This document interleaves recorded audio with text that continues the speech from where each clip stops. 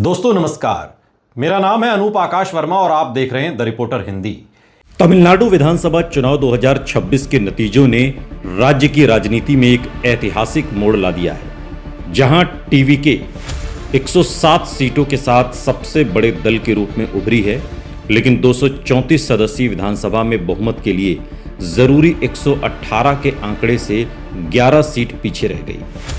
वहीं DMK plus गठबंधन 73 सीटों पर सिमट गया है और एआईएडीएमके गठबंधन 53 सीटों पर सीमित है, जिससे साफ हो गया है कि इस बार तमिलनाडु की जनता ने पारंपरिक दो दलीय राजनीति को तोड़कर एक नए विकल्प को स्वीकार किया है। इस पूरे परिदृश्य में विजय का उभार केवल एक चुनावी जीत नहीं बल्कि एक बड़े राजनीतिक बदलाव का संकेत है,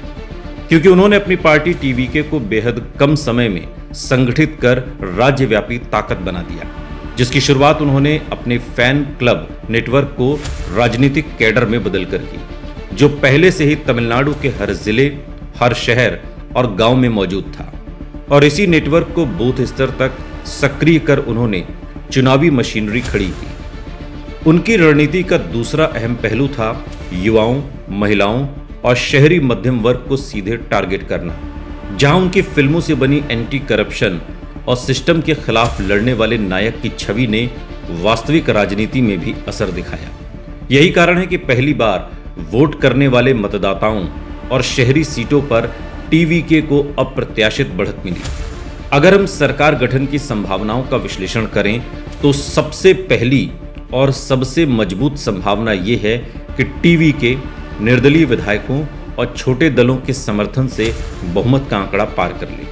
क्योंकि उसे केवल 11 सीटों की जरूरत है और तमिलनाडु की राजनीति में पोस्ट पोल सपोर्ट का इतिहास रहा है। दूसरी संभावना यह है कि कांग्रेस और वामदल, जो परंपरागत रूप से डीएमके गठबंधन के साथ रहते आए हैं, रणनीतिक रूप से टीवीके का समर्थन दे सकते हैं, ताकि एआईएडीएमके प्लस या किसी अन्य धड़े को सत्ता से दूर रखा जा सके। हालांकि ये कदम डीएमके के लिए एक राजनीतिक रूप से असहज करने वाला होगा, लेकिन सत्ता संतुलन की राजनीति में ये संभव है। तीसरी संभावना एआईएडीएमके प्लस टीवीके के बीच किसी प्रकार के समझौते की है, जो वैचारिक रूप से भले ही बहुत सहज न लगे, लेकिन अगर एआईएडीएमके अपने अस्तित्व को मजबूत करना चाहे तो बाहर से समर्थन देकर टीवीके सरकार को स्थिरता दे सकती है। बदले में कुछ नीतिगत या राजनीतिक समझौते किए जा सकते हैं। चौथी और अपेक्षाकृत कम संभावित स्थिति डीएमके प्लस और टीवीके के बीच किसी ग्रैंड अंडरस्टैंडिंग की हो सकती है, लेकिन चूंकि चुनाव में दोनों आमने सामने थे और टीवीके ने खुद को डीएमके और एआईएडीएमके दोनों के विकल्प के रूप में पेश किया, इसलिए यह समीकरण व्यावहारिक रूप से कमजोर दिखता है। इस चुनाव में एक और बड़ा फैक्टर रहा एंटी इनकम्बेंसी यानी सत्ता विरोधी लहर, जिसने डीएमके प्लस को नुकसान पहुंचाया। वहीं एआईएडीएमके प्लस अपनी खोई हुई जमीन पूरी तरह वापस नहीं पा सकी, जिसका सीधा फायदा टीवीके को मिला। टीवीके के घोषणा पत्र में महिलाओं के लिए आर्थिक सहायता, युवाओं के लिए रोजगार, किसानों के लिए राहत, मुफ्त बिजली पानी और सामाजिक सुरक्षा जैसे वादों ने भी बड़ा असर डाला, खासकर उन वर्गों में जो पारंपरिक पार्टियों से निराश थे। इसके अलावा